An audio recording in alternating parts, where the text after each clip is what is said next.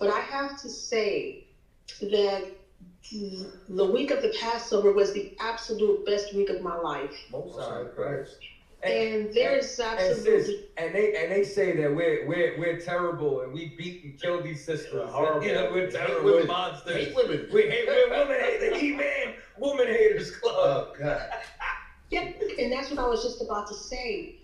Having gone and experienced the brotherhood that I saw, the sisterhood, and how so many people embraced me because I came there by myself, not knowing no one but you and Captain Tazariak.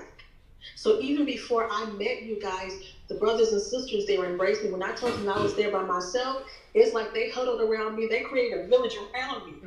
So I didn't feel like I was there by myself. So I will say this, there is nothing, absolutely nothing anyone can tell me about the UPK. And I will say this really quick and I'm going to let it go.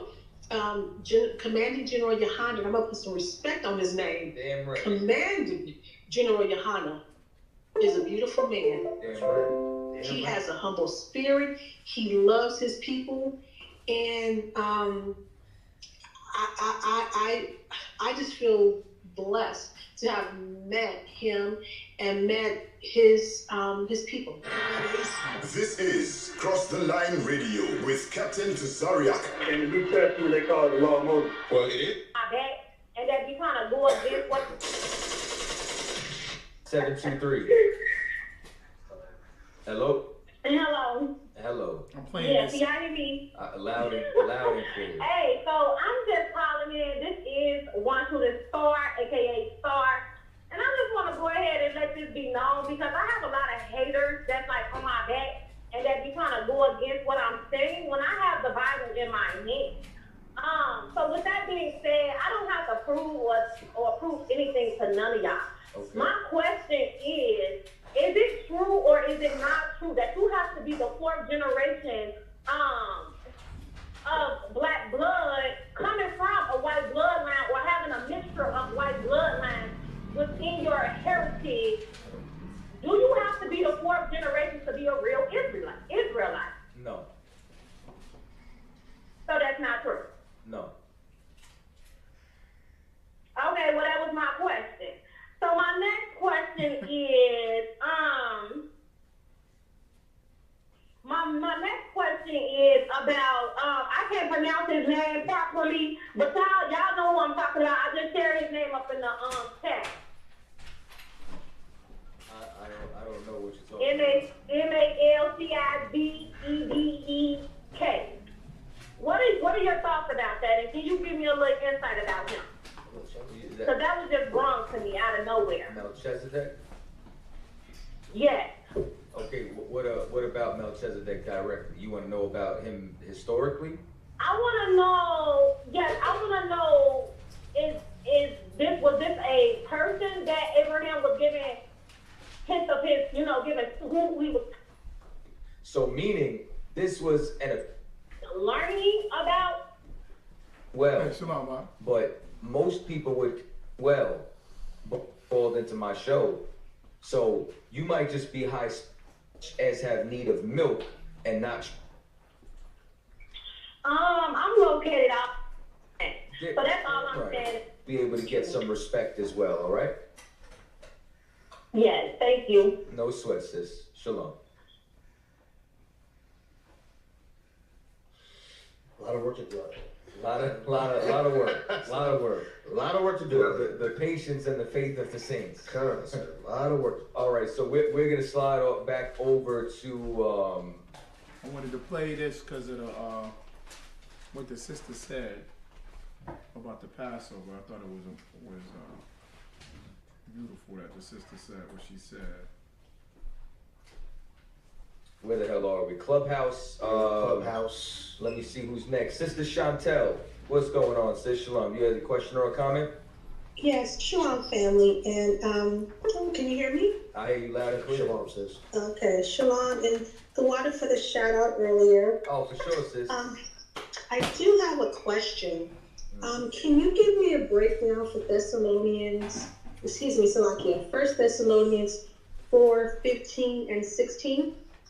That's when it talks about we shall be transformed in the twinkling of an eye. It's a hard shirt. Let me see.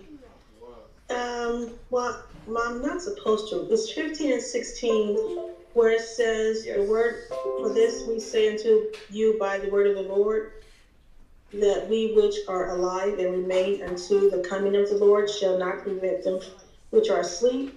16, for the Lord himself shall descend from heaven with a shout, with the voice of the archangel. All right, for a lot of y'all, this is the Brotherhood class, but I'm just trying to get this lined up.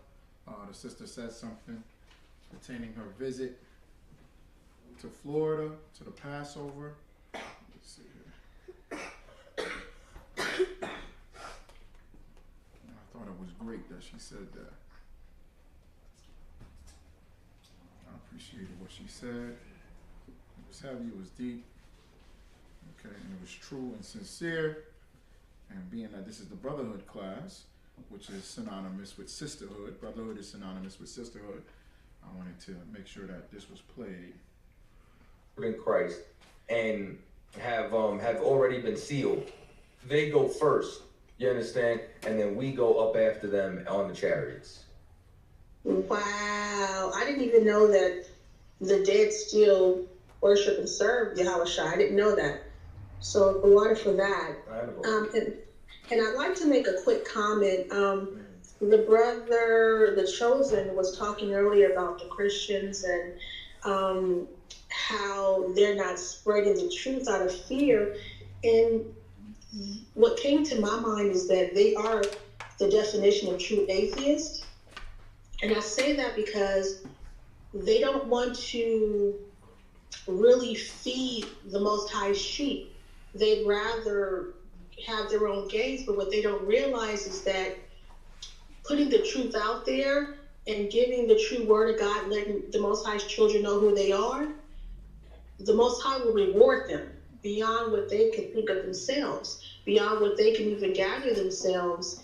And it's just unfortunate that they choose money over the Most High's sheep. And that's all I wanted to say. The water for your time. Hey, no sweat, sis, you know what I'm saying? And you definitely earned the shout out. This is one of the few people who came from Clubhouse to the Passover. And you know, she had been checking us out for a while. She finally came through and realized this is her home. So, you know, welcome home, sis. You know what I'm saying? I'm glad that you made it through. It was definitely a glorious event. Yeah. You know what I'm saying? And I enjoyed the hell out of it. I'm glad we got to finally meet in person and that, you know what I'm saying? I'm just playing this clip because I was amazed. I'm amazed too. Okay? Fishing is done on Clubhouse, right? I got on Clubhouse after hearing everybody else on Clubhouse, and I was just like, nobody on Clubhouse is going to come into the school. Like, they are nuts. These people are crazy. And this sister came to the Passover because she was on Clubhouse, and she started going into the rooms where Captain Tazariak and Captain Katazak were speaking. So. And you going all the way through with your 90 days. And big up to my sister Chantel, right? Out of LA. Yes. You was the one giving me a ride back and forth to the hotel and the events and all that. So I appreciate your service, you know what I'm saying? I appreciate you coming on through. And of course my sister Ratza, you know what I'm saying? You know what I'm saying? I am the bar. But you know what a lot of people don't realize, we are not here to be served, but we're here to be of service one to another. Damn right. As Yahweh Shai was a servant. And then I'll say this, and I know you have to get to the other callers, but I have to say that the week of the Passover was the absolute best week of my life. Most time, Christ. And there's absolutely and they say that we're terrible and we beat and kill these sisters. Horrible. You know, we're terrible, we're monsters. Hate women. We're women haters. The E-Man Woman Haters Club. Oh, God. Yeah, and that's what I was just about to say. Having gone and experienced the brotherhood that I saw, the sisterhood, and how so many people embraced me because I came there by myself, not knowing no one but you and Captain Tazaria. So even before I met you guys, the brothers and sisters, they embraced me. When I told them I was there by myself, it's like they huddled around me. They created a village around me. So I didn't feel like I was there by myself. So I will say this, there is nothing, absolutely nothing anyone can tell me about the UPK. And I will say this really quick and I'm going to let it go. Commanding General Yohana, I'm going to put some respect on his name. Damn right. Commanding General Yohana is a beautiful man. Damn right. He has a humble spirit. He loves his people. And I just feel blessed to have met him and met his people, his soldiers, his women, his sisters. When I say women, meaning the women who are a part of the school. I don't want nobody, flipping up my words and, oh, he got all the women in the school. No, that's what I'm saying. But you know how people are. You know how people messy. I understand. Yeah, but just the people in the school, and I told him, I said, General Yohana, you are doing an awesome job. And I would say this, being from Los Angeles, this is the first time in my life, and I mean this, that I was around so many black men, so many Hispanic men, and there was not one argument, not one fight, not one disagreement, not one knife pulling, not one bullet shot. Listen, man. And being from my house, what you're describing, sis, is why we talk about this place like this, because you can't see it from the outside in. You have to come and just experience it, and when you do, you're drinking the Kool-Aid. Man, I'm telling you,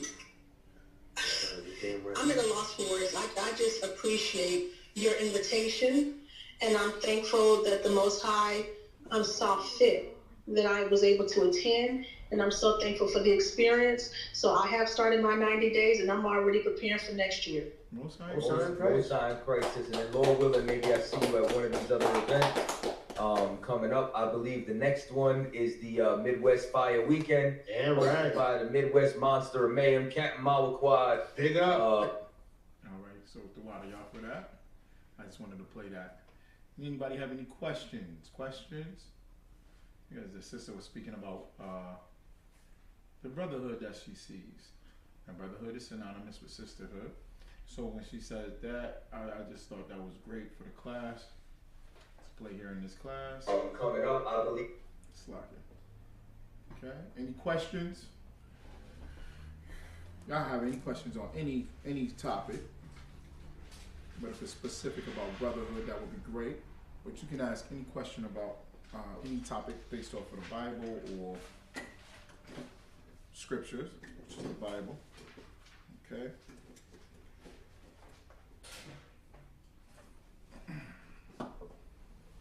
Need a moment online.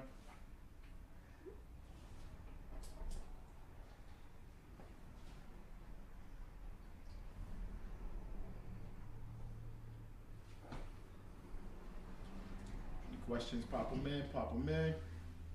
I'll try to go back and forth between the different locations that we have.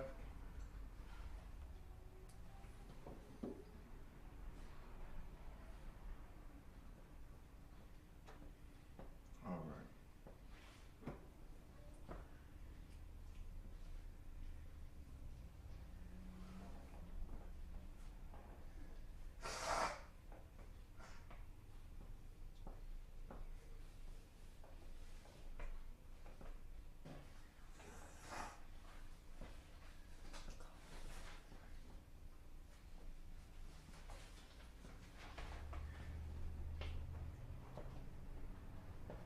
There it goes.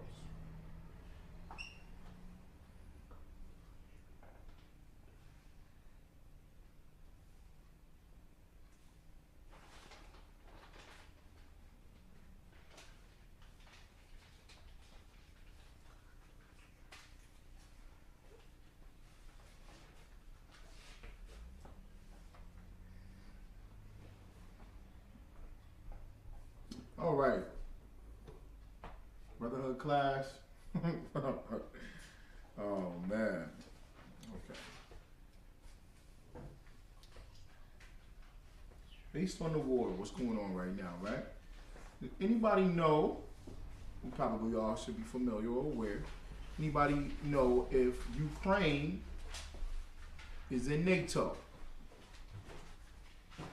And what NATO is? What is NATO? Let me pull it up. Go ahead, Kyle. NATO. The Ukraine is not a part of NATO. It is the North Atlantic, I believe. It's like a treaty organization. Right. What's the key word? Why am I laughing? What's the key word? Treaty. In NATO. Treaty, right? Okay. All right. Now they can hold it for themselves. Okay. All right. And what is NATO?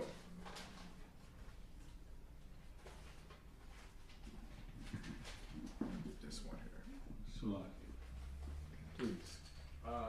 it's supposed to be an organization that unifies countries to more or less stand up in defense of one another. It's like brothers in arms. If they need to call for help and assistance, they can though, but they're to do it, towards one another. So America, Australia, they have a mutual agreement. They would defend one another, more or less. Okay. Can you see this here, Dawam, or from where you're at? Because I can read it. I'll go ahead and read it. NATO constitutes a system of collective security. Collective security, like the brother was saying. They will go up in arms amongst each other. If y'all got any questions online, please pop them in, all right? Questions, pop them in. Collective security, like the brother was bringing out, they come together to protect each other, okay? Whereby its independent member states agree to mutual defense in response to an attack by any external party. Okay? Mutual defense in response to any attack by any external party. Why is this good to know in the world based off of what we speak of in the ISUPK?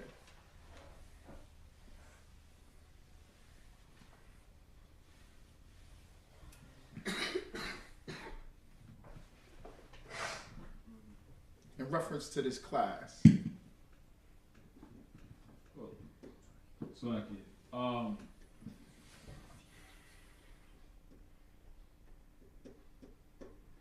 it's almost like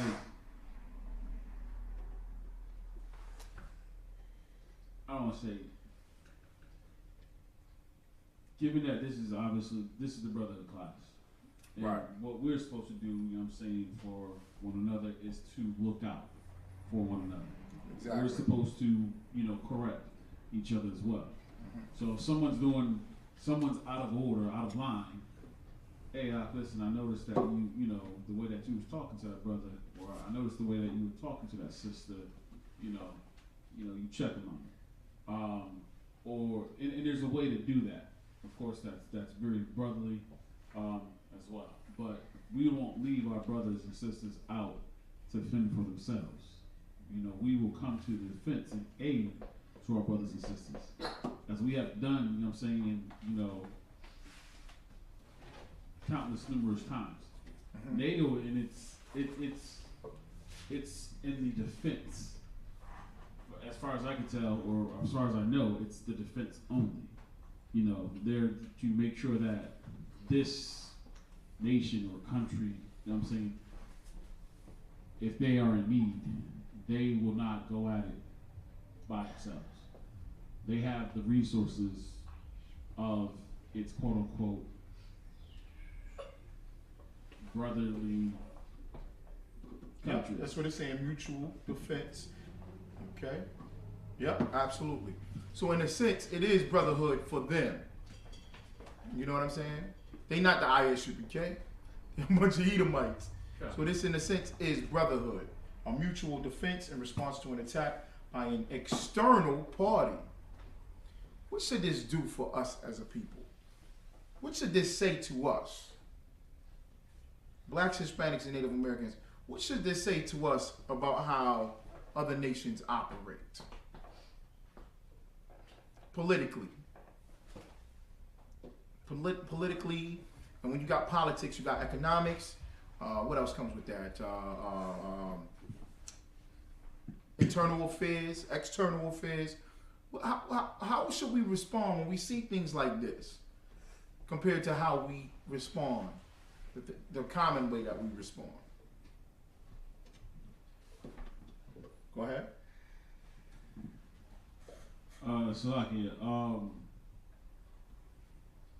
In one sense, that they look out for their best interests. They look out, you know what I'm saying, for the needs of themselves. In contrary, we don't look out for the needs of ourselves. We look out for the needs or wants or desires of others. Which goes back to, if I could, you know, General Muhammad bringing out Easter and Putin and Christians versus black Christians. Mm-hmm. Christians will look out for themselves. They will defend themselves. They will get justice for themselves. But black Christians, they will do nothing of the sort. Okay. So when you say themselves, you mean collectively themselves? Con. Okay. That's correct, Sherrod. Right now, we should only deal with the affair of our own people. That's correct. Okay. Listen to the language that's used. All right. Now, before I go to that, right? You see the beginning of this? This is Wikipedia. It says the North Atlantic Treaty Organization, NATO. And then it says French, because NATO is, the logo is in English and in French.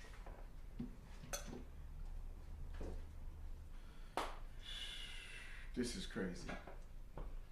Because now, all right, I'll read this real quick. I'm just going to say this real quick. This is BBC News.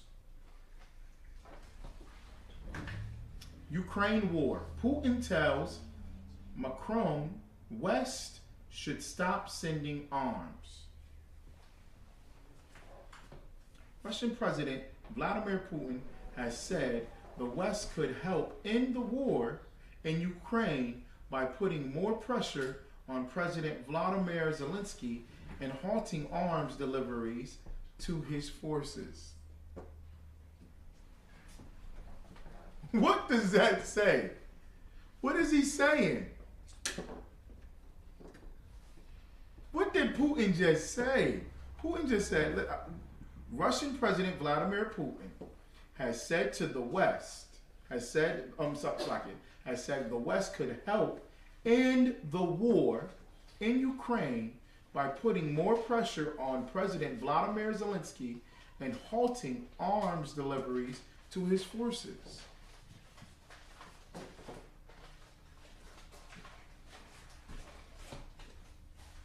What is he saying?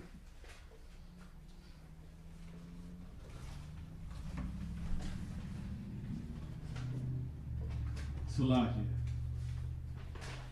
It's kind of like, if y'all really want the war to end, then don't get involved. Y'all want this to be over, just let it happen. He's saying, don't get involved. Y'all the ones that's doing this. Is he right? Yeah. Yes. Putin is saying, everybody blaming me for the war. There would be no war. If America didn't give him $1 billion, if you're England and France, if all these countries didn't come together and just give them all this money, there wouldn't be a war. What is he saying when he says putting more pressure on President Vladimir Zelensky? What does he mean by that?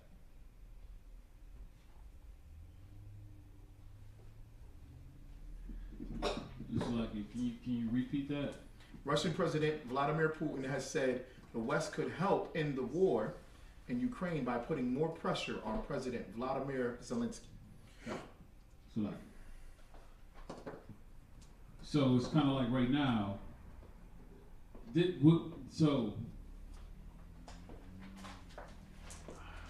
I don't want to say that it's like the way that the U.S. has its grips on Haiti. I don't want to say it's going to be the same way. However, it's almost to the extent that the president of Ukraine he's under pressure to make a decision to maintain its independence, right, from Russia. So he's fighting against that, which is pressure alone by itself. And it would only be increased if there was no aid that was being given. If the aid wasn't being given, well, the time is run out. Well, he's saying the opposite. He's saying y'all put pressure on him. He's saying the West should put pressure on the president of Ukraine. Okay. Well, it's like what I was saying was like the pressure would come by the West not doing anything. Like if the West wasn't involved. No, he's saying it like this. He's saying put pressure on him to stop, to resist, to wave the white flag. Y'all tell Zelensky, when Zelensky calls y'all and asks for money and weapons, tell him no. Stop fighting. Why is it so important for us to watch this war and see the spirit behind it and the symbolism and how we respond compared to how everybody else responds on the planet? How does that how does that, do y'all hear this? Putin is saying, y'all just want to stop the war then. Stop giving them money and guns. Tell him to stop fighting. Why am I bringing that up to black people right now? Why am I saying this to black people? Why am I bringing this article up to black people? Because how do they respond to us?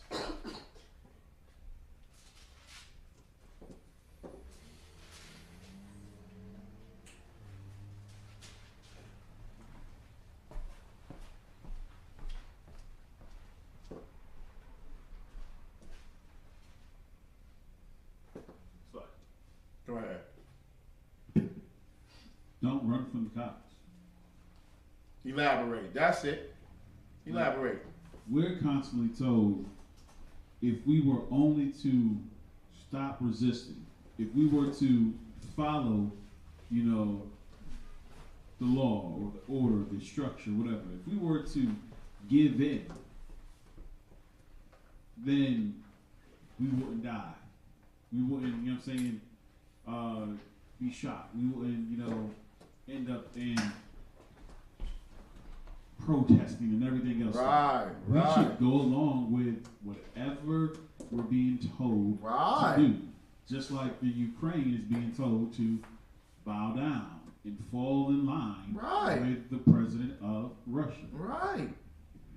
Putin is saying what every American has been telling us for 400, 500 years.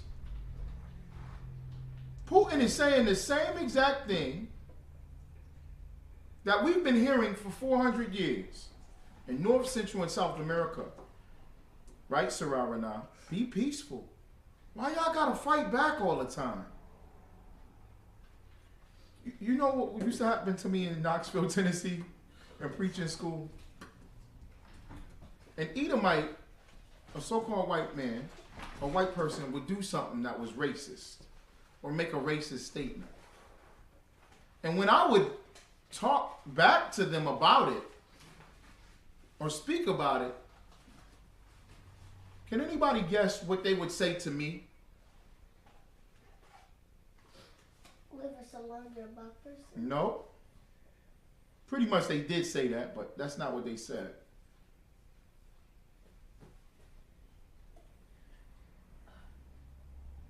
they would make a racist comment, but what would they say to me?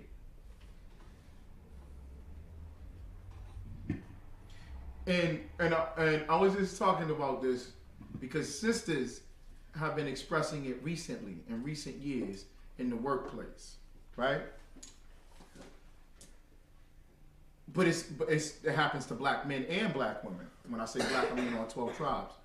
But sisters have really been talking about it in the workplace, on how white people pander. You know what I'm saying? And they like, are you okay? Are you sure? You sure you're okay? Like, you know what I'm saying? Are you all right? Oh, okay, all right, okay. You're okay, all right, okay, all right, okay. You just seemed upset. Are you upset? Are you upset? Just imagine somebody doing that to you for 8 hours on an 8-hour shift.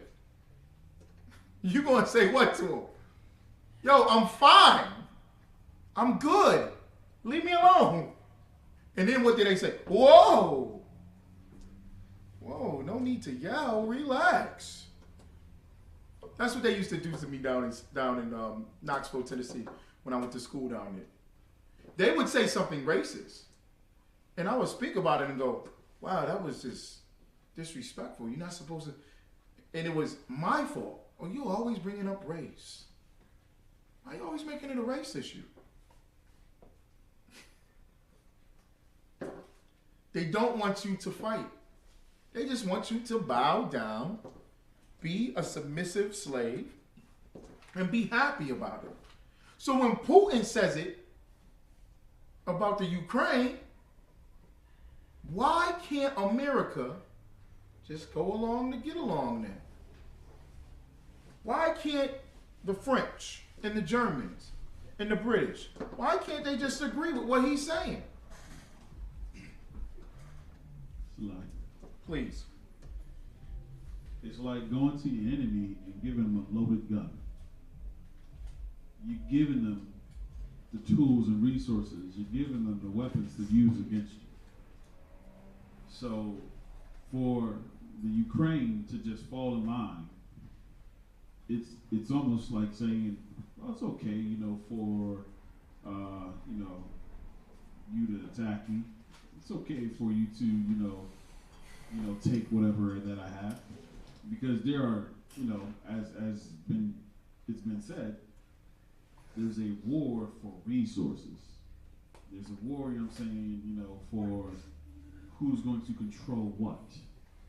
And if the Russians, gain that power, gain those resources, gain that access, that would be a detriment, to these other nations that are all part of what? NATO.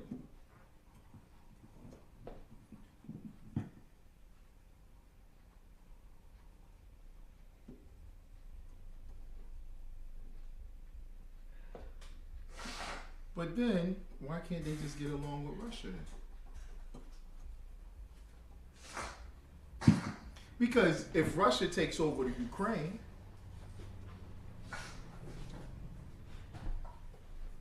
because we didn't give Ukraine weapons and money, when I say we, I mean America. America doesn't give them these funds to support the war and their defense and striking back. Couldn't we just present that to America, Slovakia? Couldn't America just present that to Russia? And say, hey, we didn't do all of that. So you got access to the resources. Why can't you share them? We good. Let's go back to our trade. Because they already have trade, or they used to, before a couple months ago. Russia and America had trade. They had commerce going back and forth. Go ahead. It's like the control. So the control that would be, it's one of those things where you at your house, you go open the door, get whatever you want out of the fridge. Mm-hmm. You at somebody else's house, it's to their discretion. to allow you to do that. So in this particular case, you know, America, who has, they've done stuff in the Ukraine. They've done things, you know what I'm saying, that would potentially leave them in a compromising state if Russia was to what? Take control over Ukraine completely. Mm-hmm. So no one wants to submit to one another. They want to remain on top in that number one power. So as the Russians, you know what I'm saying, they push theirs, as the U.S. push theirs, whoever wins. So, but why do they have NATO then?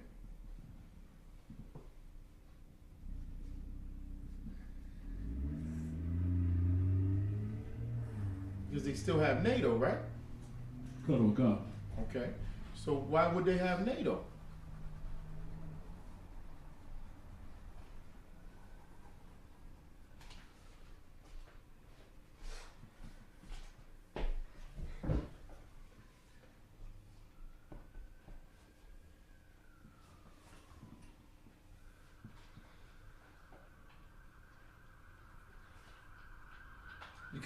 Because okay, the United States joining NATO, that takes away from their power.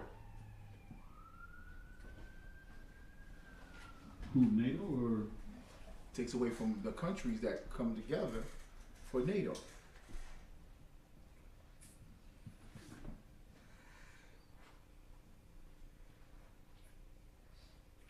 Let me play this clip. I'm gonna play this clip.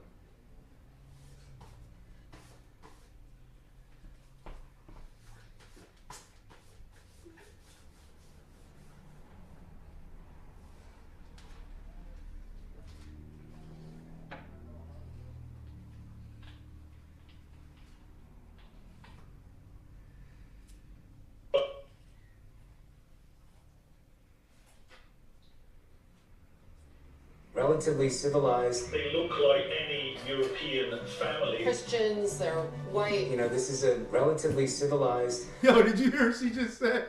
They're Christians, they're white. She straight up said they're white.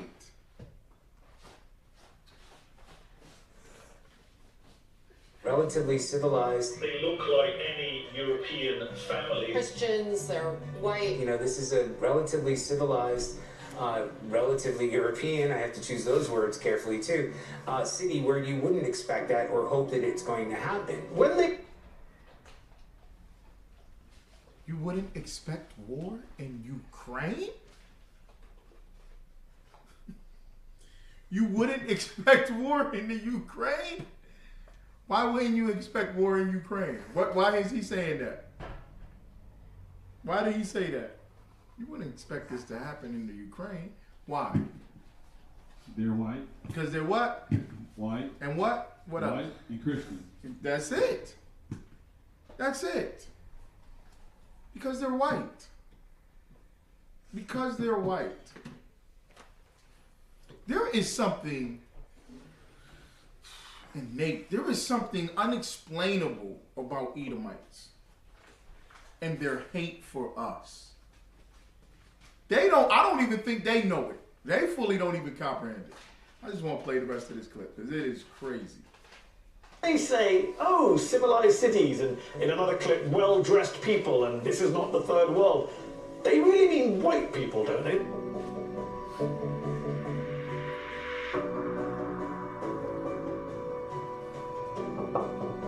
Now with the Russians marching in, it's changed the calculus entirely.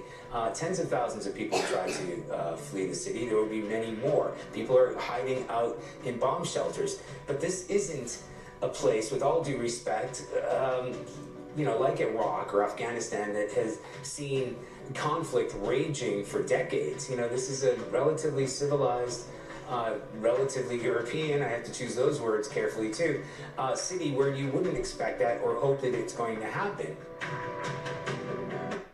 Hold on. Where did he say they were hiding? Where did he say they were hiding at? In a bomb shelter. In a what? In a bomb shelter. Very good. Why would they have a bomb shelter if they would never have war? That doesn't make any sense. Why you guys got bomb shelters? The white man is the devil that the Bible speaks of. Can you give me Jacob and Esau, please, Baba Kusha? They have something in them to where they hate us. They just hate us because they're born to hate us. It's like, this is how they feel about each other. And at the same time, it's like, with us, oh my goodness. Wow.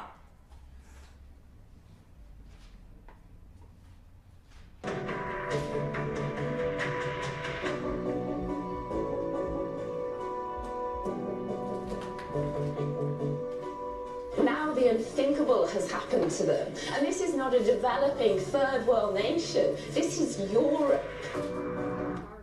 She said this is happening to them. And this is not a third world nation. This is not a third world nation. This is Europe. Yo, how disrespectful is that? What are you saying? What are you saying? That's horrible, man.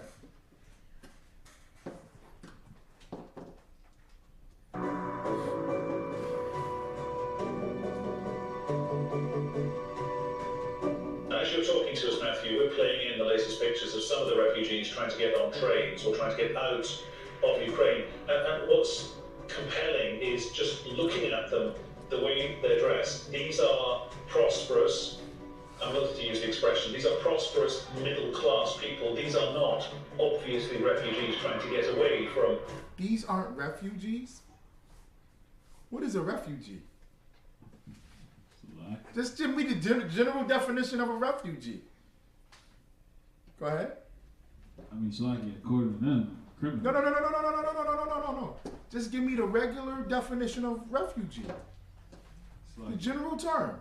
Go ahead. If I correctly, it's people that are displaced due to violence, due to natural disasters from their homes.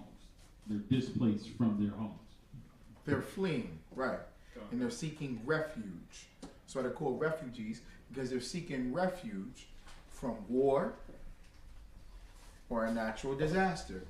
And in this case, it's war. What does clothing have to do with a refugee? Seeking refuge. This is how they respond and act.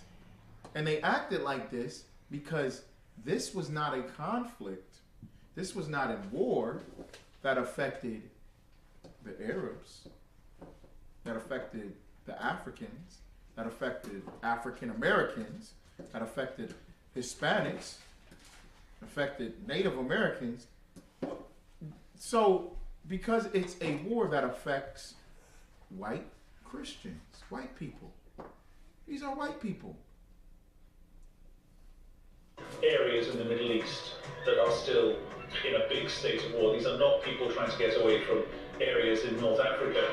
They look like any European family that you would live next door to. What are these people going to do when they get to America? Because they're here.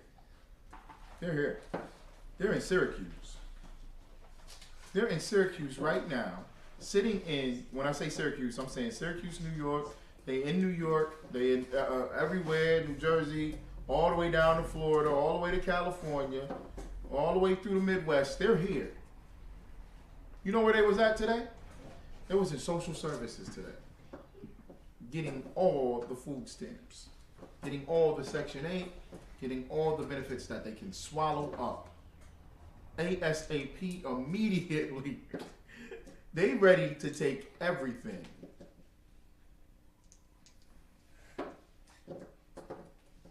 And you know what I'm still reading articles about? I just saw an article in the newspaper the other day.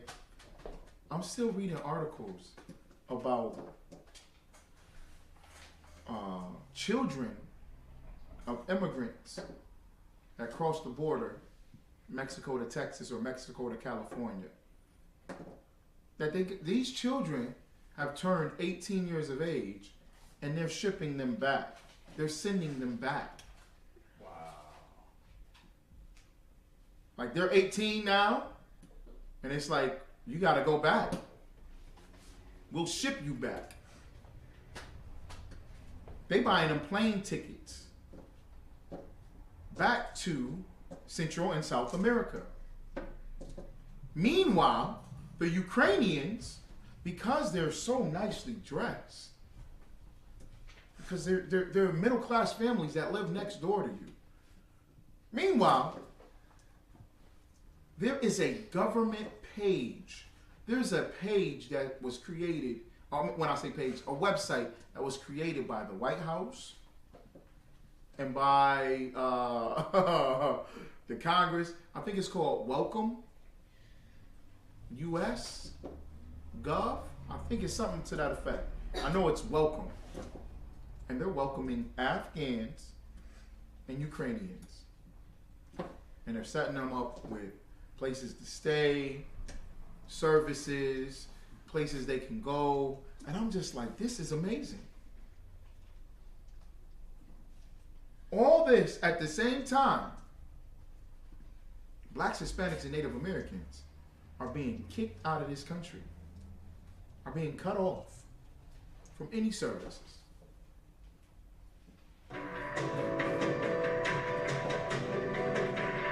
These are not refugees from Syria. These are refugees from neighboring Ukraine. I mean, that, quite frankly, is part of it. These are Christians, they're white. It's very emotional for me because I see European people with blue eyes and blonde hair being killed, children being killed every day with Putin's missiles.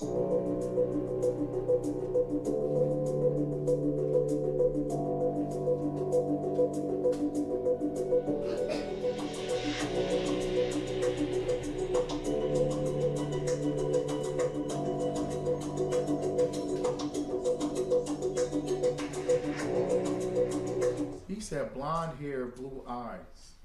They're dying. Blonde hair, blue eyes are dying by Putin's missiles.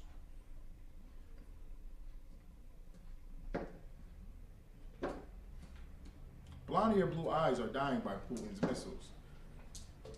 What is that? What is he trying to do? What's the propaganda behind that? What's the advertisement?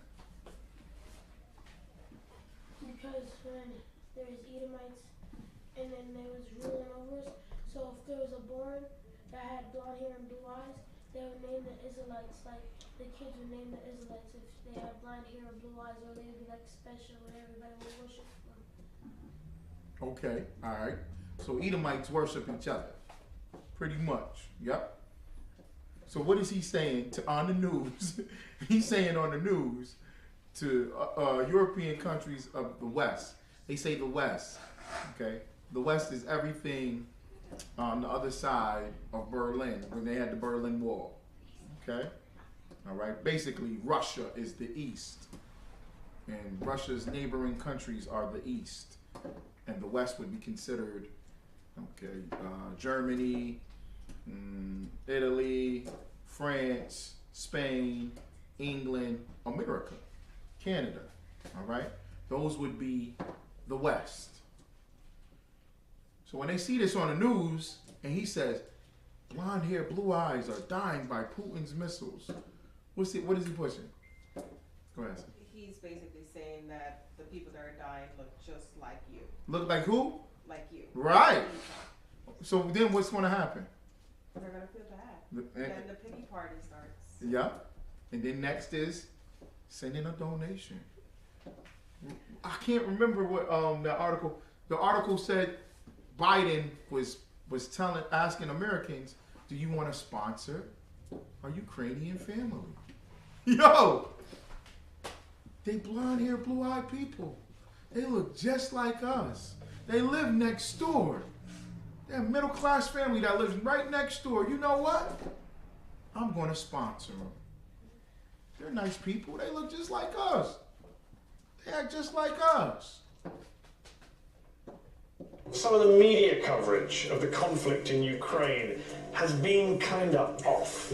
We have reporters and pundits making some rather awful remarks about the nature of this conflict and these refugees versus, say, conflicts and refugees in the Middle East. First off, Europe has been home to some of the worst wars and worst war crimes in human history. I mean, the Holocaust. So why this surprise that bad things are happening in Europe? And second, when they say, oh, when did NATO start? Based off of what he just said, when did NATO start? When did NATO start? Why is there a NATO? Because of the Holocaust. Absolutely. Is an intergovernmental military alliance between 30 member states, of which 28 are in Europe, and the other 2 in North America, the other 2 being the United States and Canada. Okay? Established in the aftermath of World War II on the assistance of the Truman administration. The organization implements the North Atlantic Treaty, signed on 4 April 1949.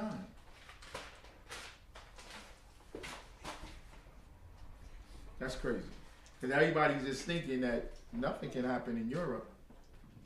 None of these things can happen in Europe. So we should, y'all keep in mind, that's how Americans act. That's how Americans feel. Nothing can happen in America. All right? So y'all keep that in mind. This is happening in Europe. It can happen anywhere. It can come right here at your front door. Civilized cities and, in another clip, well-dressed people, and this is not the third world. They really mean white people, don't they? The reason they seem to want us to care more about Ukraine, and we should care about Ukraine, but not because they're white Europeans. That shouldn't be the reason we care about Ukraine. Yeah, no, that's what's so disturbing in all of this. And in fact, not only that, it's trying to make an excuse why the West should get involved and embrace these refugees and help them. Listen, let's be clear. You should encourage and actually help refugees because they are fleeing a war. I don't know if you saw this. There was a op-ed today in the Telegraph. Well, I think we have. We'll put it up for our viewers to see. This was an op-ed in which... What was the... Okay, they said brothers and sisters from Haiti have been traveling. Shout out to the northern tribes, man. Let's give them a hand. They've been traveling for years, some 2-3 years. They'll go from Haiti to, I think, Venezuela or Colombia, and they'll start their journey there, and then they'll come make their ways up through Central America, all right, Mexico, and get to they've been at the border, and they've been taking this trek for years. But something happened where they just all got together and said, we're gonna go across the border. What happened? Does anybody know? I was about to say, what happened? What happened?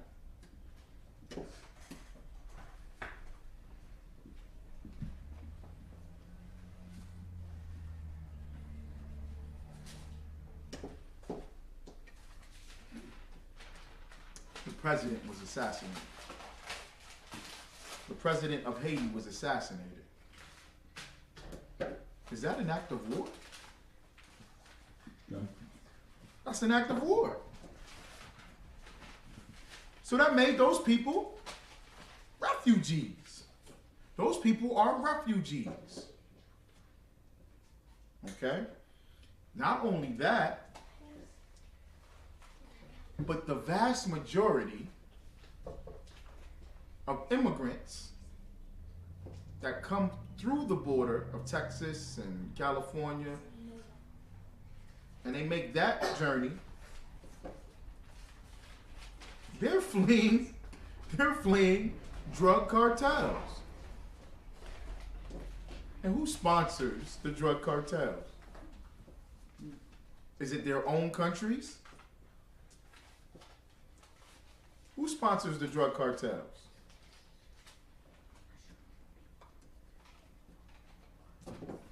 European countries, Western countries, America, all right? That was brought out in Contra, with Oliver North, all right?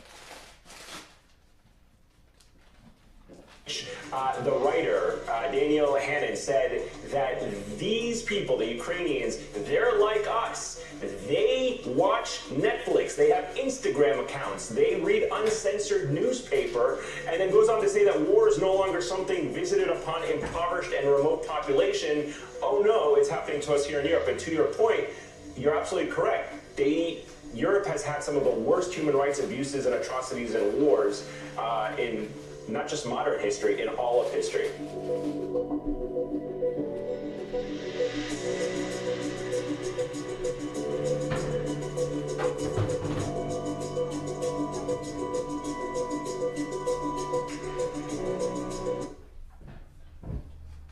Come on, sis. It just seems like such a weak attempt to create like sympathy or empathy on these refugees, to say that they have Netflix accounts, and that is just weak. Why is that weak, sis? Huh? Why is that weak? Why would you look at that as weak? You're correct, but why would that be weak? You know why that's weak? It's a very ignorant attempt. Yeah. They don't see it as ignorant because read that part about manner. Two different people. Call it for me, Brother Kishore. Genesis chapter 25, verse 23. That's a good response, sis. That's a perfect response based on this topic. For him to say they have Instagram, they got websites with undocumented news. What else did he say? Netflix and Instagram. Wow. Right. The simplest question would be, and your point is? Right. But and you would think that you're thinking that because of this scripture here. Go ahead, up. Genesis chapter 25, verse 23. Hold up 1 second. Let me just say it one more time, Brother Kishore.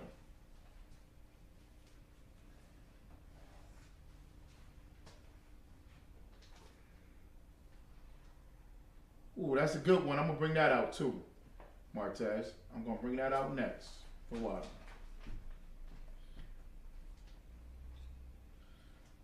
Okay. Go ahead, after a while. And the Lord, Genesis chapter 25, verse 23. And the Lord said unto her, 2 nations are in thy womb, and 2 manner of people. 2 what? 2 manner of people. Call it one more time from the top. Genesis chapter 25, verse 23. And the Lord said unto her, 2 nations are in thy womb. 2 what? 2 nations are in thy womb. 2 nations are in her womb. Go ahead. And 2 manner of people. 2 manner of people. 2 manner of people. What does manner mean? Ever heard somebody say mannerism? Their mannerisms. Their behaviors. Their behaviors. Blacks, Hispanics, and Native Americans. Hell is every day. All of us recognize oppression. Even the rich of us, even those with high status in this kingdom, we still know and have a sense of, damn, this is hell. LeBron James had niggers spray painted on his multi-million-dollar mansion in the California hills. And then when he speaks about it, the other nation of people said what to him? Just shut up and dribble. Why? Because their mannerism, they only care about what? Instagram. Basketball. They really care about that stuff. They embrace it because they don't have a struggle. They have no idea of what it's like to live a difficult life. So how could this happen to the Ukrainians? They're white people. They're going to go to war? They have a completely different mannerism.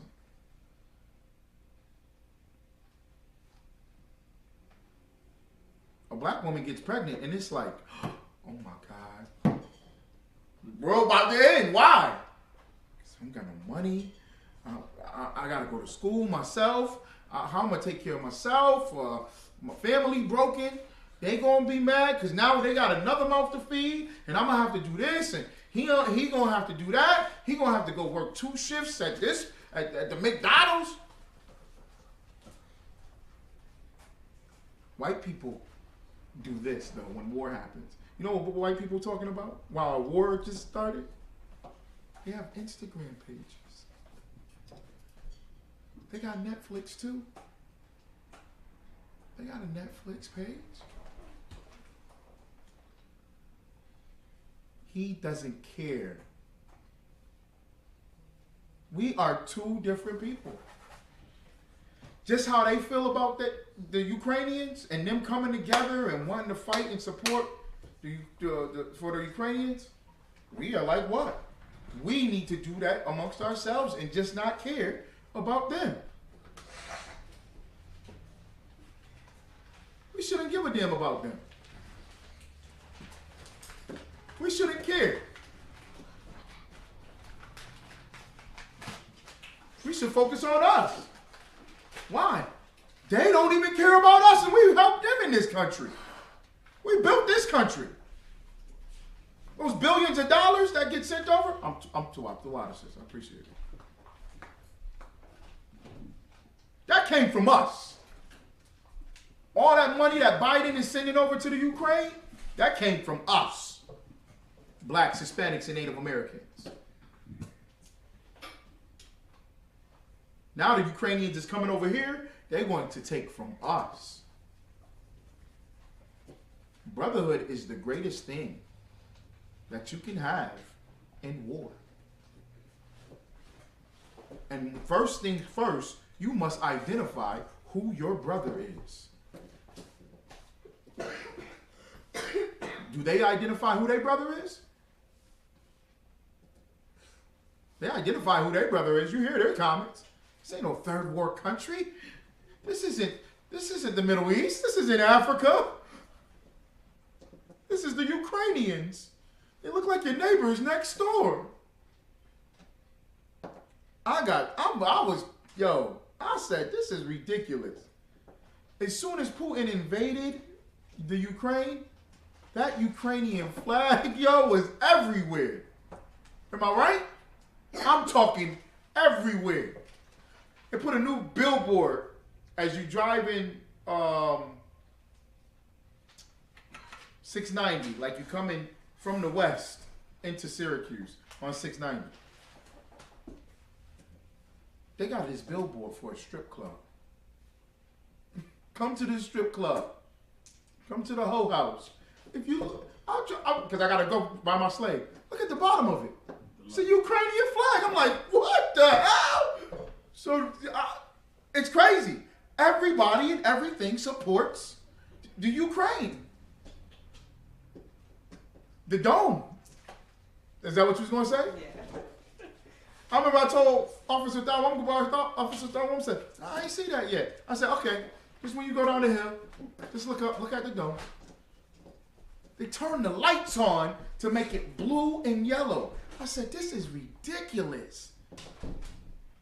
And a week later, after they started them lights, you know what they did? Syracuse University asked the city of Syracuse for the more tax money so that they can get the chairs fixed in the dome. And they said, yeah, we give y'all some more money. We give y'all some money. Or the tax exempt, I don't know. They just got some more money to fix up the dome even more. It's a war going on. And we're going to support it because we're the slaves in America. We're going to join America and we're going to go over there and fight Putin. Black men will be fighting against Putin, who is the same people as Joe Biden. The same people as all of them. They're the same people. Putin is straight up saying, y'all don't want war. Stop supporting them. Y'all don't want war. Just tell him to stop.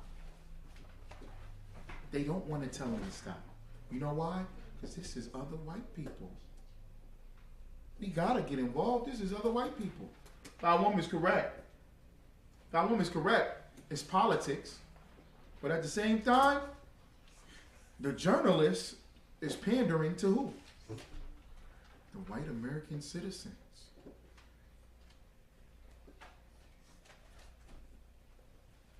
All the white people of the West. Y'all gotta come together.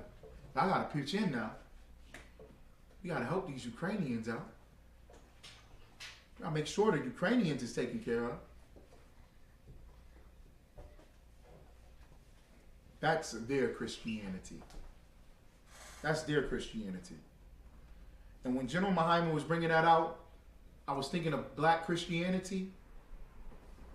But what's the irony of black Christianity? When I say black Christianity, all 12 tribes. What's the irony of it?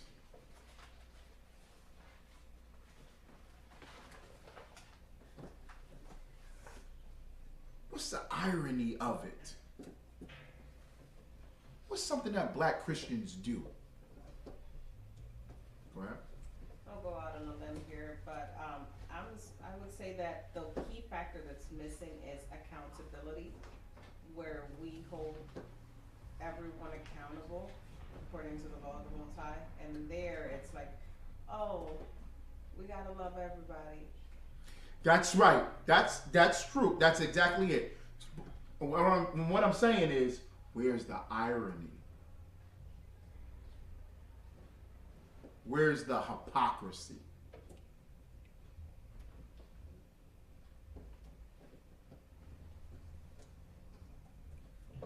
Hold on one second. Let me bring this up. Oh, I hope I changed the camera back. Oh, yeah, I did.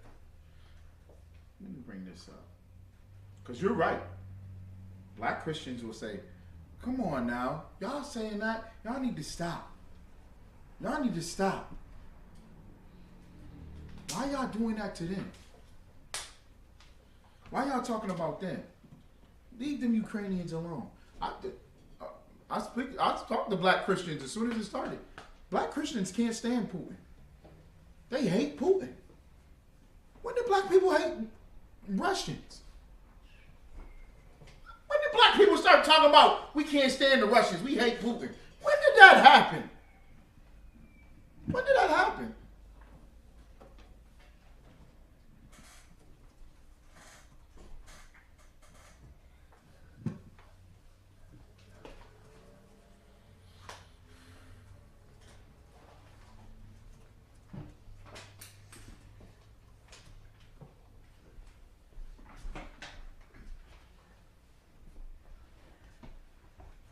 When did that happen? When did black people start hating Russians?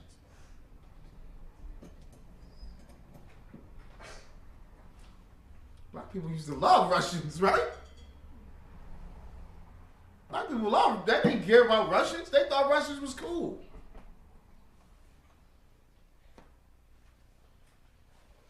Everybody became a Brooklyn Nets fan. Didn't they? I see everybody wearing a Brooklyn Nets hat. Brooklyn Nets is owned by the Russians. The Barclays is the Russians. Brooklyn belongs to Russians now.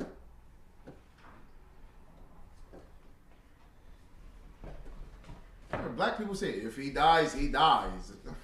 Ivan Draco. They think it's funny and cool. Black people didn't care about Russians. They just cared about Russians last month. This is the hypocrisy. This is the irony of it.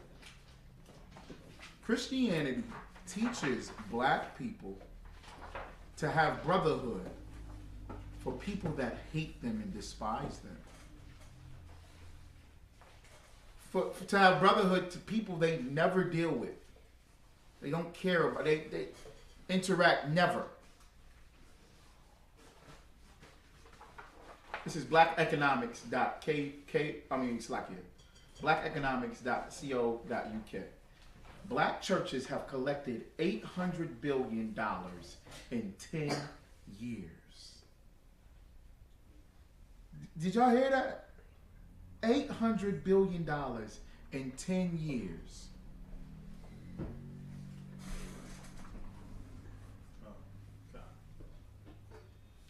In 10 years, $800 billion. Wow. And we still in this condition? That's because black people, the hypocrisy is this. We say love the world. We say love everybody. But black Christians hate black people. They do. They're willing to go fight against Putin for the Ukrainians. They never... I talked to this sister, I think, was it last year? If it was last year or 2 years ago. She said, oh man, I knew her for a long time.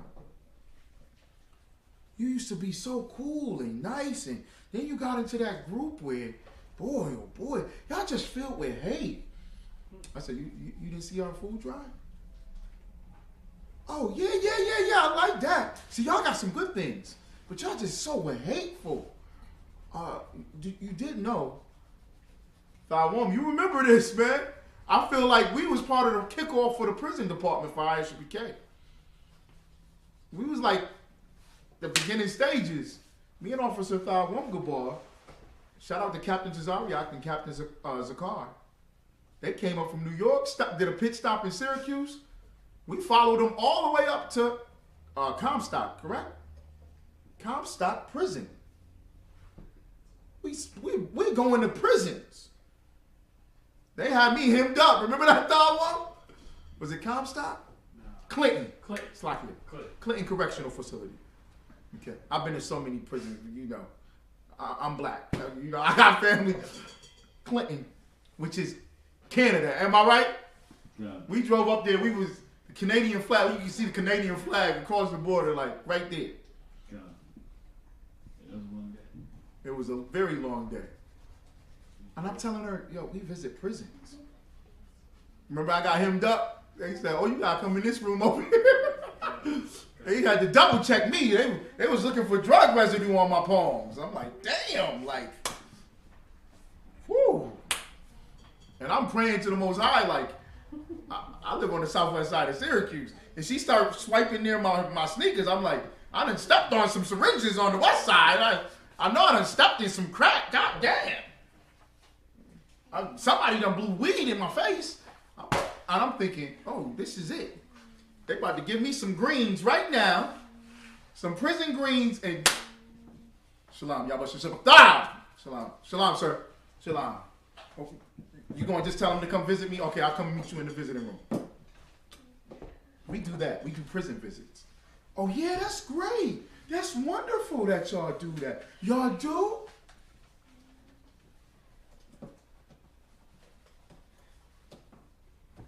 We traveled down to New York City. Your brother in New York City, shout out to Yatazar, he got a big U-Haul truck filled with oranges, onions, everything. All types of food, sweet potatoes, canned goods, everything. And we traveling, taking this food all over. And he sends it to Haiti. He sends it to Dominican Republic. This food gets sent to Trinidad and Tobago. Yeah, I know, but y'all so full of hate. I like what y'all do, but y'all do this about white people, and that about white people, and this, and this, and this, and this. So I just let her go on. And I asked her, I said, you live in Atlanta, right? She said, yeah. You live in Atlanta, okay. You keep talking to me about white people. How many white friends do you have? Can anybody tell me how many white friends she had? How many white friends she got? She live in Atlanta. The population of black people compared to white people in Atlanta. Oh my goodness. She lives in Atlanta. How many white friends does she have? A lot that I know about. Nope. Like 5? Nope. She has none. No. Give me my hand. That's right. She has none. She said, well, you know, I don't have any. I don't have any white friends. Okay. Fine. Your church, you go to church? Yeah. such and such Church of Christ down in Atlanta. Okay. How many white people are in your church? Y'all Christians, right? So don't Christians all just get together and have a good old rockin' old Christian time? How many white people are in your church? None. 0. 0. No white people in your church. No white friends. No white nothing.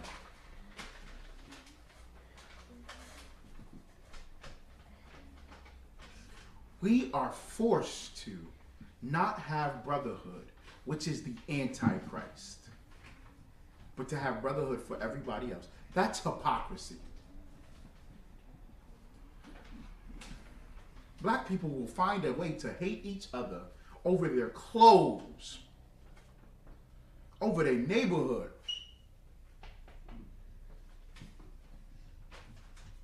over where they live. With the college, yo, I was like, these cats from New York City was like, you from Syracuse? Damn, so you grew up on a farm? I was like, what? You grew up on a farm, man? You're not up there? Ain't it just farms in upstate New York? I was like, yeah, it's farms. Mm-hmm. And on them farms is gangs. A gang here and a gang there.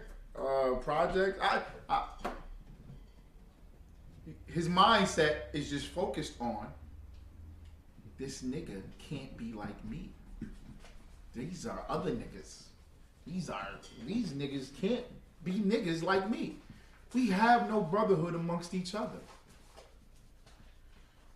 When the Bible said we were born different than the people that we want to be brothers with.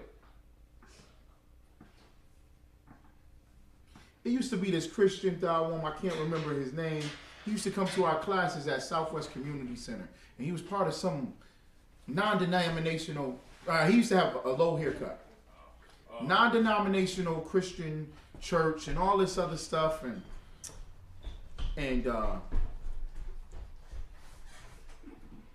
he came to class one day and he brought out the scripture about love thy enemies. Your enemies, you should love them. You should love them. Love your enemies. Christianity destroys us so much that love just automatically has to go to another nation. Like, our enemies couldn't even be our enemies because of that scripture has love in it. You know what I'm saying? Your enemy can't be a black or Hispanic person because the scripture starts off with love. You just want to say something? It's like the thing that makes it worse is because they use the precept where was it Peter who cut off the ear of the guard, and Yahushua taking the ear, put it back up. Like, what are they saying about that scripture? Even, you know what I'm saying, when it comes down to like the enemies, you know what I'm saying, like they were coming to persecute Christ. And he healed them. He wasn't like pushing, you know. Right. Different destruction. Okay. But what are they trying to say? Oh, they're saying that Roman guard is a Roman white man? That's what they're trying to say? No, I'm asking. Well, it's like more so just that that's the enemy, of course, though. Like, damn. Those that so you mean to tell me black people think that niggas can't get police jobs or security jobs? That was a brother. That was a black man that Yahushua took his ear and said, yo, and healed him. That was a black man.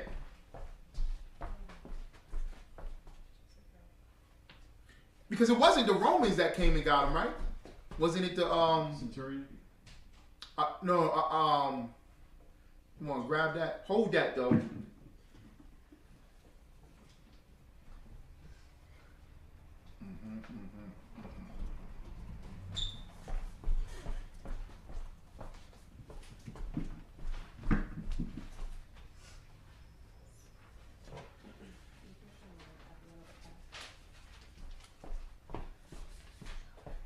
Matthew 26 and 51.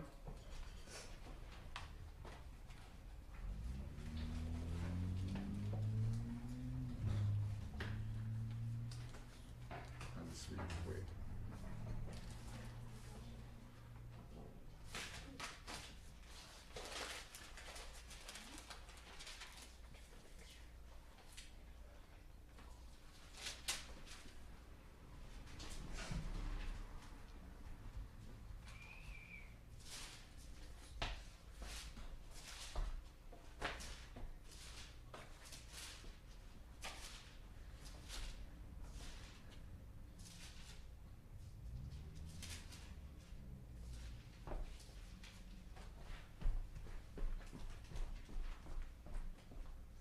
Go to verse 47 in Matthew chapter 26.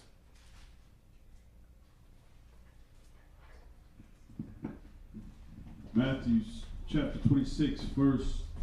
Slide.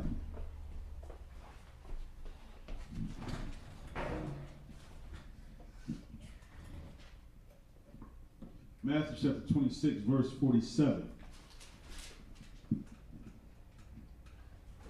And while he yet spake, lo, Judas, one of the 12, came, and with him a great multitude, with swords and staves, from the chief priests. From where? From the chief priests. From where? From the chief priests. Who is the chief priest? What nation is he?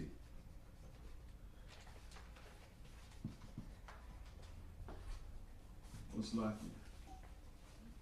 Israel. It was Israelite, specifically the tribe of Judah. So the chief priest, who's going to be rolling with him? Who's going to be rolling with the chief priest? Israelites. Very good. Israelites. The chief priest, he in the temple. Judas come to the temple. Can the other nations come inside the temple? No. So they have temple guards. Those temple guards are Israelites that work for the chief priest.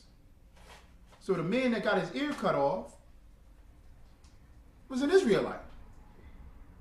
So when they say something stupid like, see, Jesus, he didn't want to fight against his enemies. He healed that guard. That guard was another black man.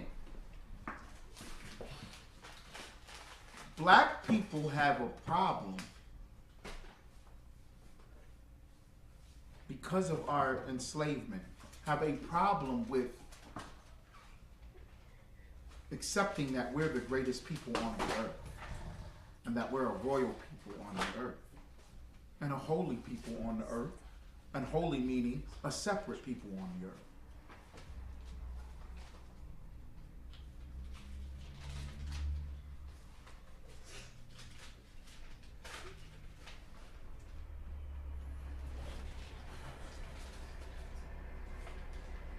I got a family member that was so upset he can't stand General Muhammad. He cannot stand General Muhammad because General Muhammad had in a class, right, like a couple days after, Commanding General Yohana pointed out like the depth and the importance of us saying Jesus Christ is black. General Muhammad was in class and was like, Jesus Christ, that's a nigga right there. That's my nigga. He's a nigga. Yo, my cousin was so upset. He was like, how could y'all call him a nigga? How could y'all say that? Why would y'all say something like that, man? I can't watch y'all no more. Why does General Muhammad say Jesus Christ is a nigga?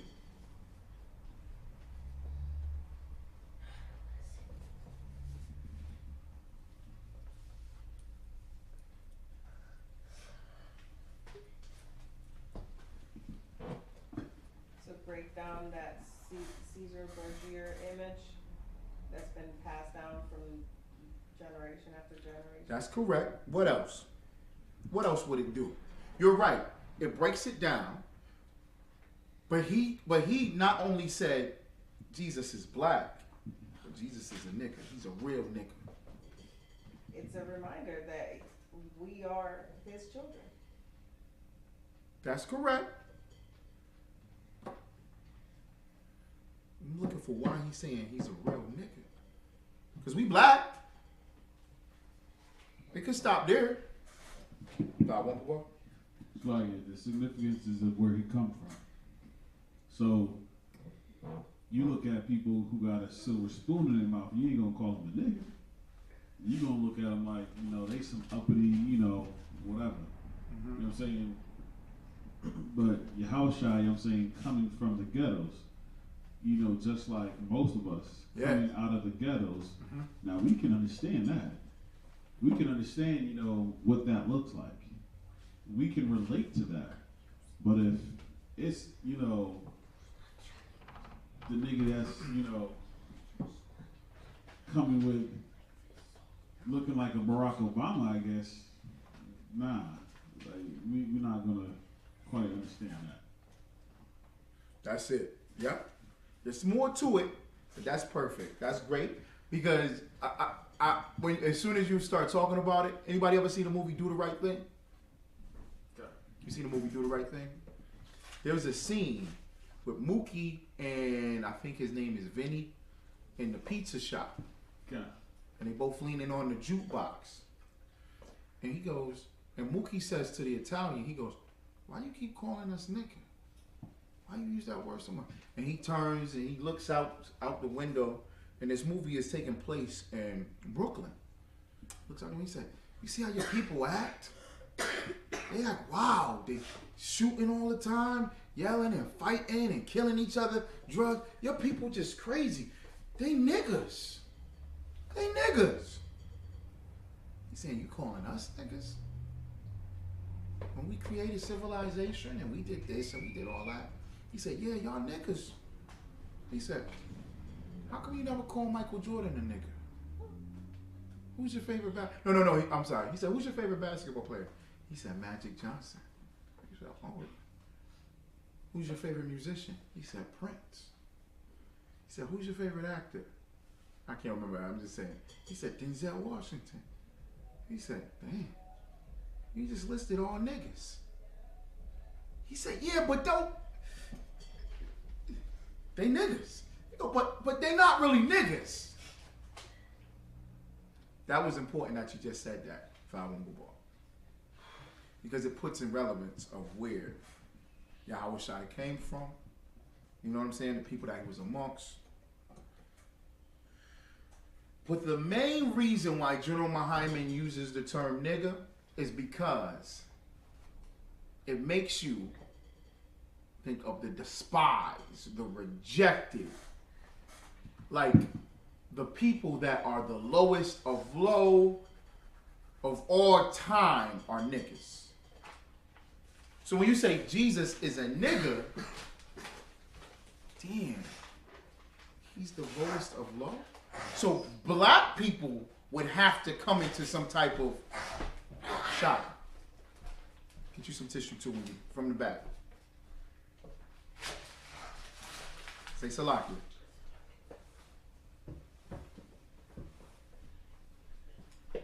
And it just puts so much perspective on everything. So much like damn.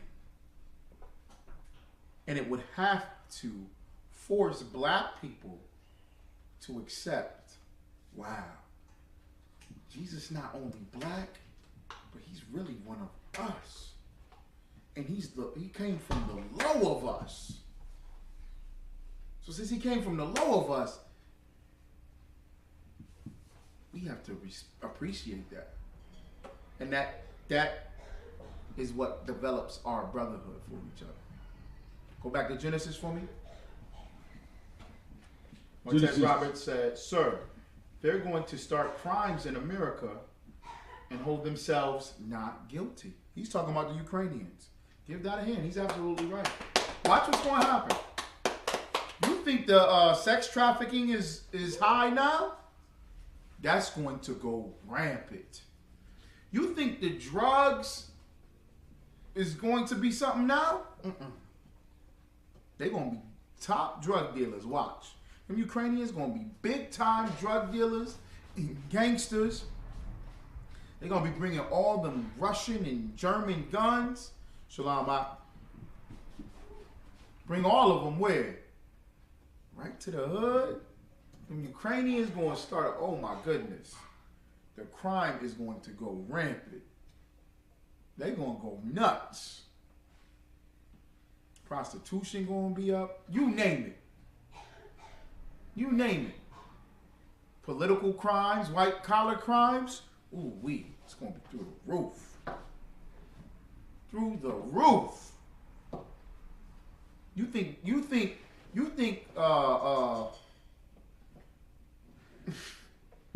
19-year-old T-Rex Tyrone Henderson in New York City, you think he a scammer? You think they scamming in Atlanta? Ooh, wait till them Ukrainians come. Ooh, identity theft. Watch. Just watch. Just watch. Crime is going to go outrageous and through the roof. And that's what we pray for. Most High in Christ. We pray for it. Why? Because that's going to start to force us to be brothers to each other. It's going to be a must. It's going to be everything for us. All right? Go ahead, Ak. Genesis chapter 25, verse 23. And the Lord said unto her, 2 nations are in thy womb. 2 nations are in thy womb. Go ahead. 2 manner of people. 2 manner of people. We are not the same. They are a completely different nation. A nation is an ethnicity or a race. A nation of people. And your nationality doesn't hinge on where you're born. I can't stand when people do that. Because you're not American. Just because you're born in America, that doesn't make you American. What are they going to do? They're going to become Ukrainian Americans, but they're going to be called Ukrainian Americans. Russian Americans, Irish Americans, Italian Americans, they still keep their nationality. We are completely different people. But we are human beings. Y'all need to read the Bible. Go ahead. Shall be separated from thy bowels. Shall be what? Separated from thy bowels. Shall be what? Separated from thy bowels. Shall be what? Separated from thy bowels. Separated from thy bowels. That's enough. That's enough. That's enough. Just sit down. That's enough. This is the last class we're going to do this in. Separated from thy bowels.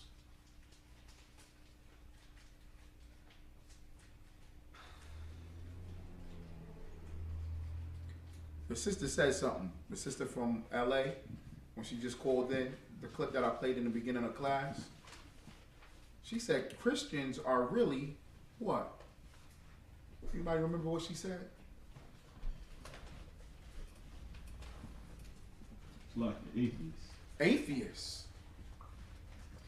Is the sister correct?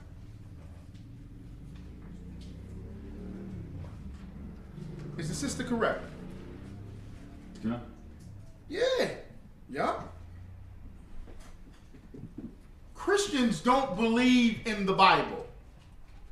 A Christian has no connection to the Bible. Christianity is nowhere in the Bible. This book just says something about black people and white people. What did the book just say? Because Jacob is the progenitor of the 12 tribes of Israel. And Esau is the progenitor of the Edomites, so-called white people. You got black people, you got white people coming from the same womb. What does it say? two manner of people shall be separated. Shall be what? Separated. Shall be what? Separated. Where is this coming from? This is out of the Bible. And they shall be separated. What are black people trying to do? What are Christians trying to do? The opposite. They're trying to join together. Who is saying this? Who is doing the separation? Putin? No. Putin ain't doing the separation. Putin said, if y'all want to stop the war, tell him to. And Putin right. Putin's right, ain't he? If you want to stop the war, tell them to just bow down to us. It'd be good. It's all over. Who is saying this in the Bible?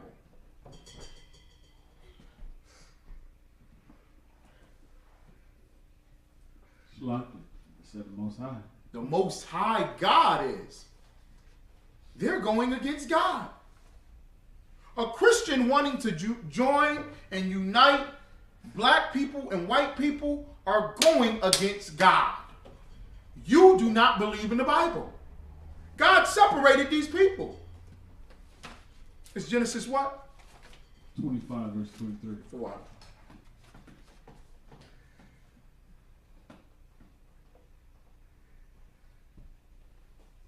Keep going. Shall be separated from thy bowels, and the one people. And the what? And the one people. And the one people. The one people. So you got nations, manner, separated, and one people. This Bible is very divisive. This Bible is about division, about dividing one people from the other people. Go ahead now. The one people. The one people shall be stronger than the other people. Shall be stronger than the other people. Why didn't the Most High just make us equal? Leviticus, go sit in the back. Why didn't he just do that? That's Christianity, right? Christianity say, well, everybody should just be equal and all be strong. Why didn't he just make them both strong? Could he have made them both strong? He could have just made them both strong. But he said, one people shall be stronger than the other people. Keep going.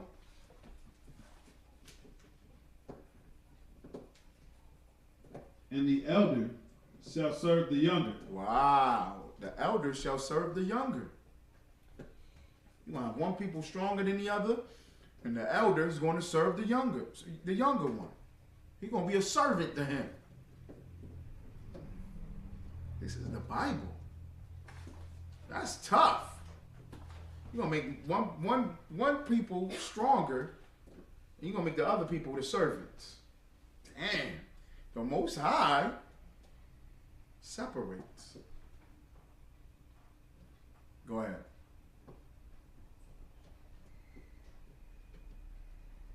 Verse 24. And when her days to be delivered were fulfilled, behold, there were twins in her womb.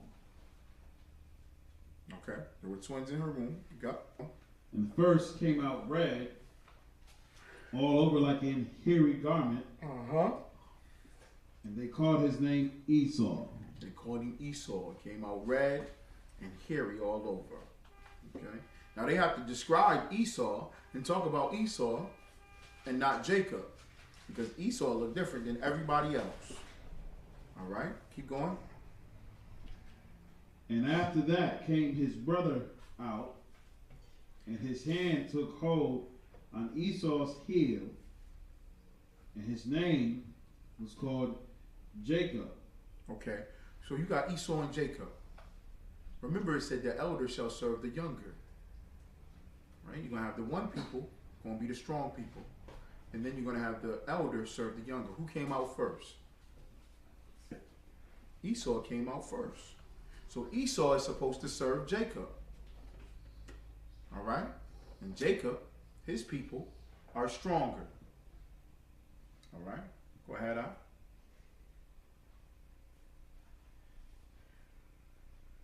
And after that came his brother out, and his hand took hold on Esau's heel. And his name was called Jacob. And Isaac was 80 years old when she bare them. All right, keep going. And the boys grew, and Esau was a cunning hunter, a man of the field, and Jacob was a plain man, dwelling in tents. This means that their mannerisms is completely different. Their behaviors. This is two different people. Does that still exist today?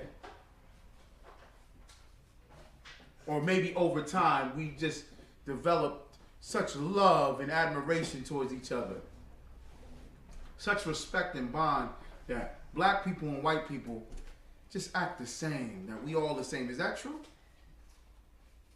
To this day. Is that true? I mean, Christianity's been around for a long time. Christianity's been around for a very long time. 300 AD? Christianity? That's a long time. So Christianity must work for black and white people. And it must bring black and white people together. And we don't see no division amongst each other, no differences, and we just all act and live the same.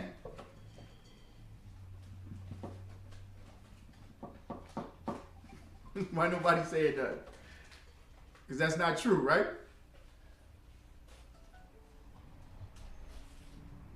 Give me some things that white people do that black people don't. Or give me some things that black people do that white people don't.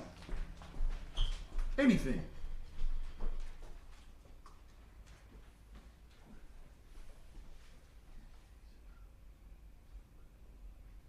And when I say black, y'all know I'm talking about the 12 tribes of Israel. What are some things that black people do, Israel, that white people don't do? The Edomites. Or things that Edomites do and black people don't do. Anybody?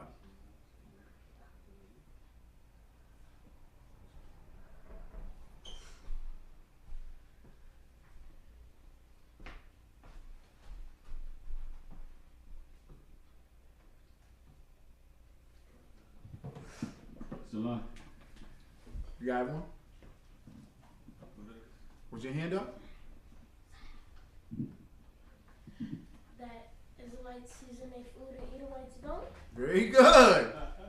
That's a good one. Give me my hand. And that's scriptural. That's in the Bible.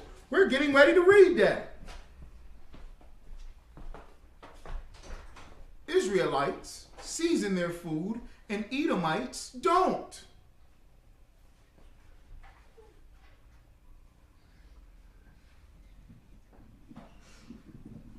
That's one thing.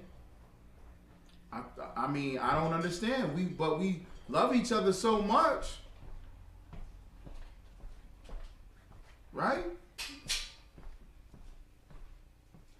How could that be? We Christians. Christian love. That white potato salad is delicious, isn't it, black Christians? Black Christians, y'all love to invite white people to the cookout. How does it taste? How does that potato salad taste?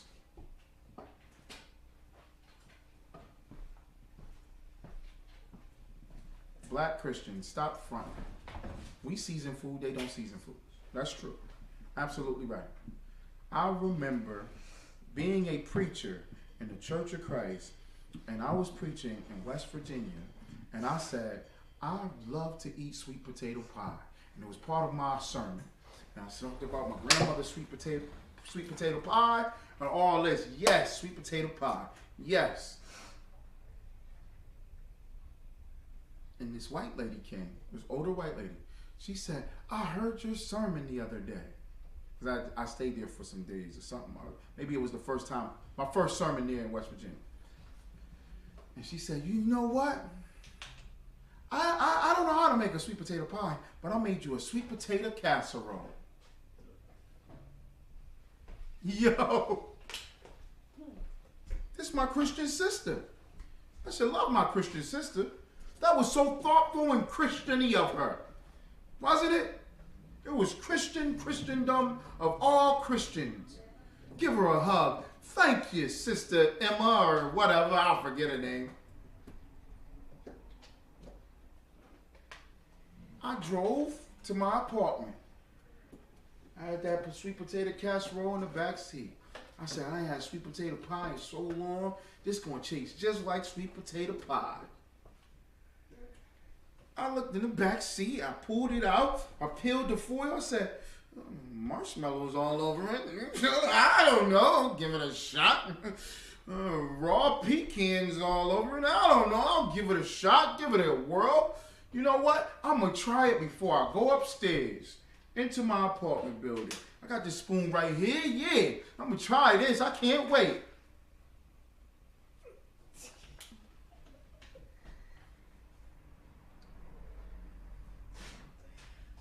It was a newspaper dispenser right next to my parking spot at this apartment building.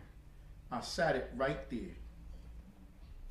And it stayed there for 2 weeks on top of that newspaper dispenser. That's the nastiest thing I've ever had in my life. It was so nasty that the cats and the dogs in the neighborhood, the squirrels, didn't even eat it. That's crazy, ain't it?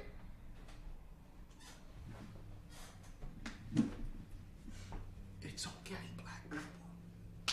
Black people, we're different than them. It's all right. You're chosen by God. It's fine. Niggas is great. It's okay. Love it. White people don't do what we do. It's perfect because God created us like that. God damn, stop stressing it out. You're the people that can cook. What you want to be with them for? Y'all gonna have the Ukrainians living in the hood with y'all? Making y'all fried chicken? Rice and beans? The Ukrainians is gonna do that? Hell no. Name me something else. Come on. Go ahead. When Edomites put raisins in their potato salad? That's it. Yeah, you said that. They can't cook. They put raisins in the potato salad. You never had that, Zion.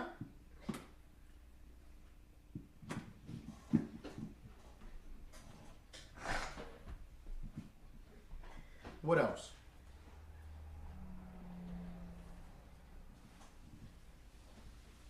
It's like, I mean, the way that we deal with our children. I mean, Billy will cuss his mom and dad clean out. Right? As if they are not his parents. They talk back.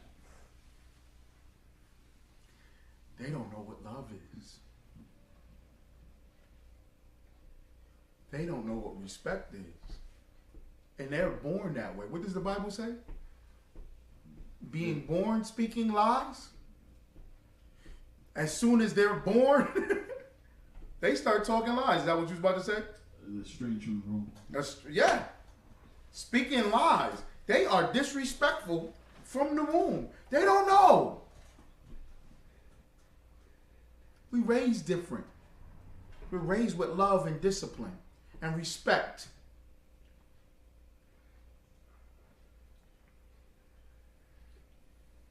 We brought up different. Everything about us is so different. What else? White prejudice. What's that? The white prejudice. Okay, go ahead, elaborate. So they're born with given right, I guess, among society, which facilitates many things. One of those would be in the employment area. That's right. White people have a privilege that they're born with. And prejudice, white people just prejudice towards us. For no reason. No, there's nothing behind it other than y'all being y'all and them being them. We just hated by them. Like, they don't even know why. They have no idea why. That's white privilege. Because they can live like that and build empires, build countries off of their hate. And the sister said, employment. Employment. They'll get a job and just be like, and look at the smartest Negro ever and just be like,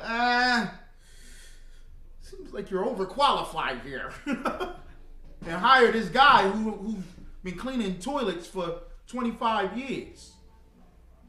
And he becomes the CEO. We're just different. We're absolutely different. Let me tell y'all something too. We're smarter than them.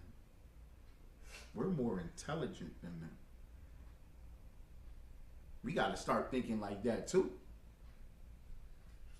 Start knowing that we're more intelligent than them. Huh? We create. We're better creators and inventors. We've created so much. They don't create and invent. They steal. They'll steal that idea that you said because of your genius. We're more intelligent than they are. Huh?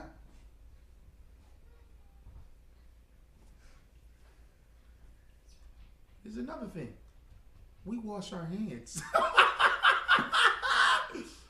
Yo, you ever been in a public restroom? Esau just walk right by the sinks. I'll just be like, damn. I mean, you going into the restaurant. What's going on? You don't care? Go ahead. We wash our meat before we cook it. Yes, we clean our meat. We clean the food. They straight up be like, you washed that?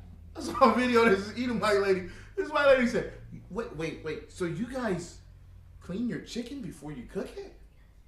Yeah. Washcloths? They don't use washcloths? I just found that out.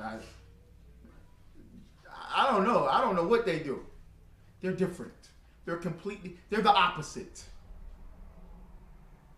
We're the salt of the earth. We give everything on this planet flavor. If Russia would have enslaved us, the 12 tribes of Israel, Russia would be, you know what I'm saying, lit up right now. The Ukrainians would be like, yeah, we good, America. We want to be part of Russia. You know why? Because we the flavor. We make everything what it is. Any and everything. All right? And I want to say this. We get ready to in class in a moment, but I wanted to say this. We're more attractive than them. I'm tired of hearing these fake Israelites go, so in the kingdom of heaven, then can we have white women? And I'm thinking to myself, in the kingdom of heaven, you're going to have Lauryn Hill in righteousness. You'll have Sanaya Lathan in righteousness. Beyonce in righteousness. Oh, what's his sister name?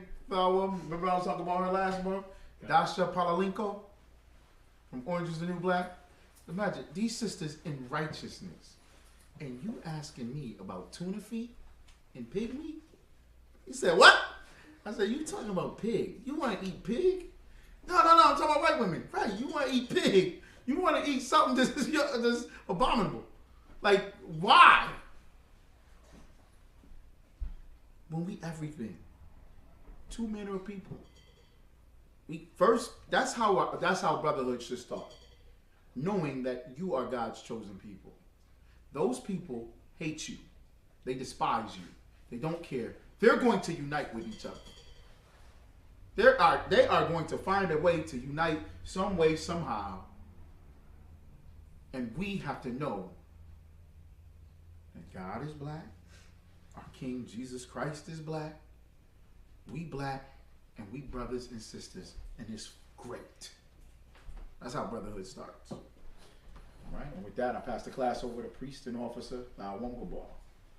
All right, clap it up.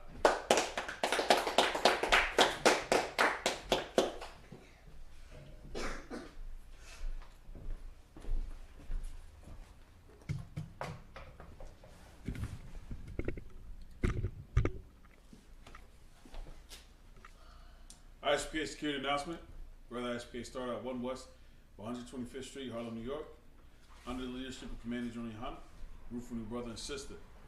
When a new brother and sister come into the school, they are offered us for 6 months. They're to be suited only. They're here to show themselves to the world. If they need transportation, the teacher will arrange it. After 6 months, if a brother or sister has an interest in a particular person, he or she must get permission from the head to speak to a brother or sister. There's another 6 months in which the brother and sister will court each other. After this 6 month period, the brother and sister will get permission from the head to marry. Tithes, which is a commandment. Numbers chapter 18, verse 21. Malachi chapter 3, verse 8 through 10 means 10th in the Hebrew, ma'ashra. 10% of every penny of any increase the Lord gives to you. Give to the treasury department or teacher. Priest fund, free offering from priests, not mandatory what's the amount you like. Upcoming Holy Convocation. We're in the Feast of First Fruits. Also, we have the Midwest Fire Weekend that's coming up. That's going to be July 21st to the 24th. If anyone wants to be a trooper in school, it's like you check the bulletin board and back. If anyone wants to be a trooper in school, start wearing our black boots, shirt, pants, headband, and scarf. With that, encourage you to the men and of Israel. Imagine. Imagine Shabbat. Imagine. Barak. Yahweh Hashem Yahushua Barakatah. Yahweh Hashem Yahushua Barakatah. This is Matah. Saul. One curse to the sisters. Imagine. Imagine Shabbat. Imagine. Barak. Yahweh Shema Atham Hashem Yahushua. Yahweh Shema Atham Hashem Yahushua. This is Matah. Class dismissed. Shalom, says the water.